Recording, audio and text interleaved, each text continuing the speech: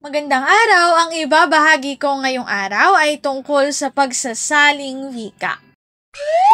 Magbasa, makinig, matuto at magsaya. Ako si Binibining Menya. Handa na ba kayo? Tara na, umpisa na nating isa-isahin at pirapirasuhin ang mga detalyeng nakapaloob dito. Katulad ng binanggit ko kanina, ang ibabahagi ko ngayong araw ay tungkol sa pagsasaling wika. Ang pagsasaling wika ay ang paglilipat sa pinagsasalinang wika ng pinakamalapit na katumbas na diwa at estilong nasa wikang isasalin. Ang isinasalin ay ang diwa ng talata at hindi ang bawat salita na bumubuo rito. Ito ay ayon kay Santiago 2003.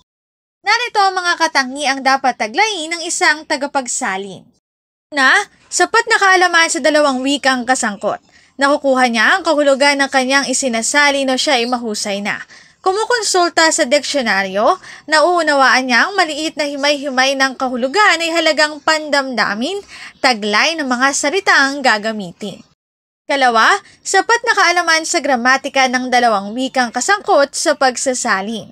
Ang kaalaman sa gramatika ng dalawang wika sa pagsasalin ay kailangan ng tagapagsalin sa pagsusuri ng diwang nais ipabatid ng otor, gayon din sa wastong paggamit ng mga salita, wastong pagkakabuo at pagsusunod-sunod. Katlo, sapat na kakayahan sa pampanitikang paraan ng pagpapahayag. Ang kakayahang magsalita sa dalawang wikang kasangkot sa pagsasalin at kaalaman sa gramatika ay hindi sapat para makapagsalin. Kaya kung lahat ng salin ay patas, nagiging higit na mahusay na tagapagsalin ng manunulat. Ikaapat, sapat na kaalaman sa paksang isasalin.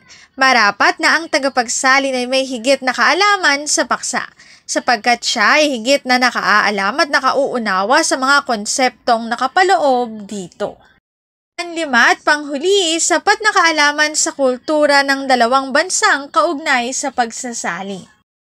Narito ang aking sanggunian sa mga impormasyong nakatala sa bawat slides. Pagsasaling wika, dito na nagtatapos ang aking pagbabahagi. Sana ay marami kayong natutuhan.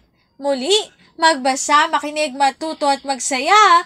Ako si Binibining Menya. Paalam!